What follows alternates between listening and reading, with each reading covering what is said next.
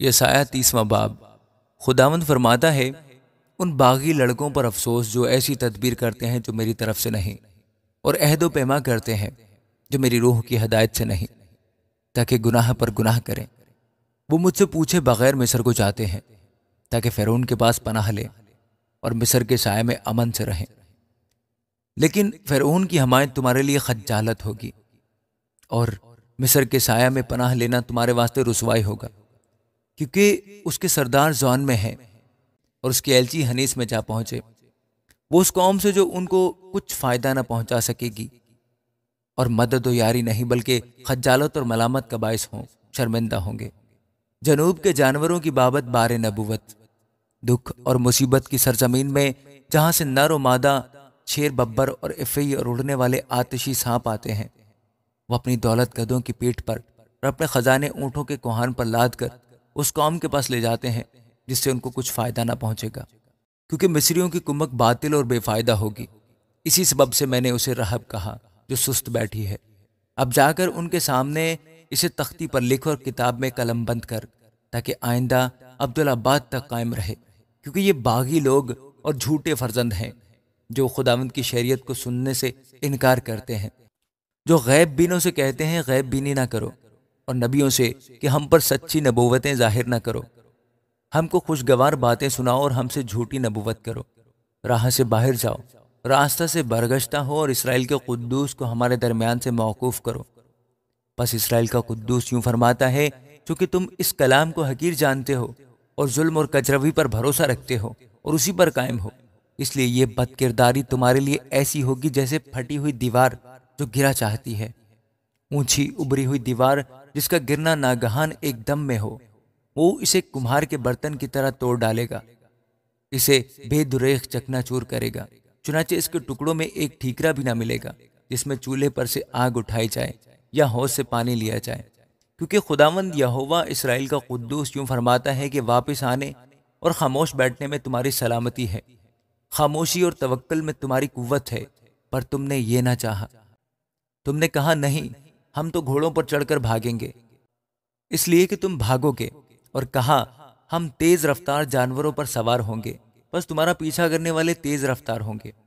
ایک کی جھڑکی سے 1000 بھاگیں گے، 5 کی جھڑکی سے تم ایسا بھاگو گے کہ تم اس علامت کی مانند جو پہاڑ کی چوٹی پر اور اس نشان کی مانند جو کوہ پر نصب کیا گیا ہو رہ جاؤ گے۔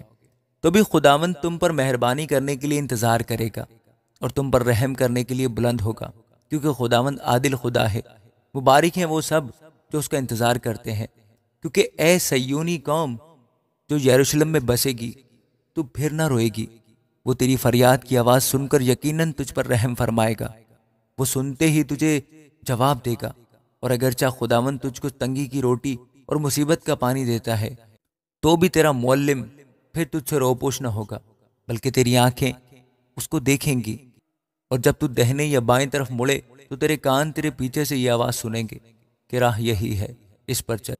اس وقت تو اپنی کھودی ہوئی مورتوں پر، مڑی ہوئی چاندی اور ڈھالے ہوئے بتوں پر چڑھے ہوئے سونے کو ناپاک کرے گا، تو اسے حیض کے لتا کی مانند پھینک دے گا، تو اسے کہے گا نکل، دور ہو۔ تب وہ تیرے بیج کے لیے جو زمین میں بوئے بارش بھیجے گا، اور زمین کی افزائش کی روٹی کا غلہ عمدہ اور کثرت سے ہوگا۔ اس وقت تیرے جانور وسیع چراگاہ میں چریں گے، اور بیل اور جوان گدھے جس سے زمین جوتی جاتی ہے لذیذ چارہ کھائیں گے، جو بیلچا اور چھاچ سے پھٹکا گیا ہو۔ اور جب برج گر جائیں گے اور بڑی خون ریزی ہوگی، تو ہر ایک اونچے پہاڑ اور بلند ٹیلے پر چشمے اور پانی کی ندیاں ہوں گی۔ اور جس وقت خداوند اپنے لوگوں کی شکستگی کو درست کرے گا اور ان کے زخموں کو اچھا کرے گا، تو چاند کی چاندنی ایسی ہوگی جیسی سورج کی روشنی، اور سورج کی روشنی 7 گنی بلکہ 7 دن کی روشنی کے برابر ہوگی۔ دیکھو خداوند دور سے چلا آتا ہے، اس کا غضب بھڑکا اور دھوئیں کا بادل اٹھا، اس کے لب قہر آلودہ اور اس کی زبان بھسم کرنے والی آگ کی مانند ہے، اس کا دم ندی کے سیلاب کی مانند ہے جو گردن تک پہنچ جائے۔ وہ قوموں کو ہلاکت کے چھاچ سے پھٹکے گا اور لوگوں کے جبڑوں میں لگام ڈالے گا تاکہ ان کو گمراہ کرے۔ تب تم گیت گاؤ گے جیسے اس رات گاتے ہو جب مقدس عید مناتے ہو، اور دل کی ایسی خوشی ہوگی جیسی اس شخص کی جو بانسری لیے ہوئے خرامہ ہو۔ کہ خداوند کے پہاڑ پر اسرائیل کی چٹان کے پاس جائے، کیونکہ خداوند اپنی جلالی آواز سنائے گا اور اپنے قہر کی شدت اور آتش سوزان کے شعلے اور سیلاب اور آندھی اور اولوں کے ساتھ اپنا بازو نیچے لائے گا۔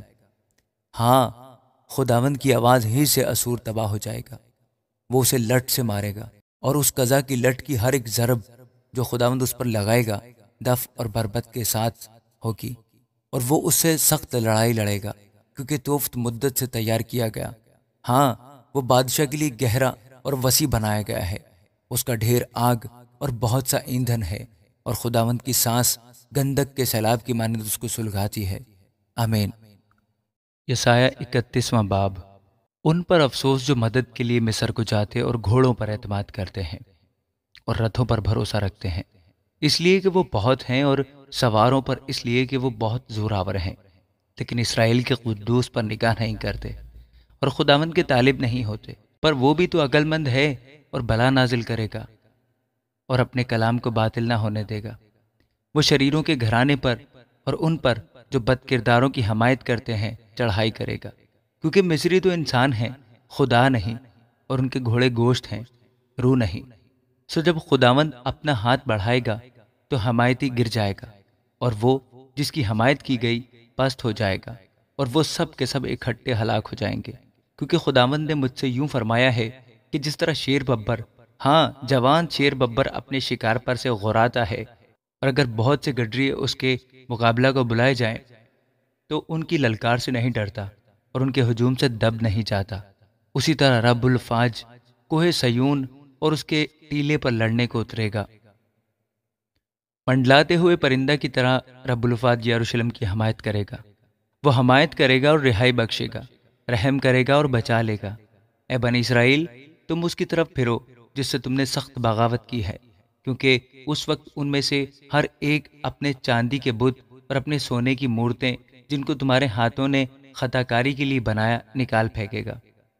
تب اسور اسی تلوار سے گر جائے گا جو انسان کی نہیں، اور وہی تلوار جو آدمی کی نہیں اسے ہلاک کرے گی۔ وہ تلوار کے سامنے سے بھاگے گا اور اس کے جوان مرد خراج گزار بنیں گے، اور وہ خوف کے سبب سے اپنے حسین مکان سے گزر جائے گا، اور اس کے سردار جھنڈے سے خوف زدہ ہو جائیں گے۔ یہ خداوند فرماتا ہے جس کی آگ سیون میں اور بھٹی یروشلم میں ہے۔ آمین۔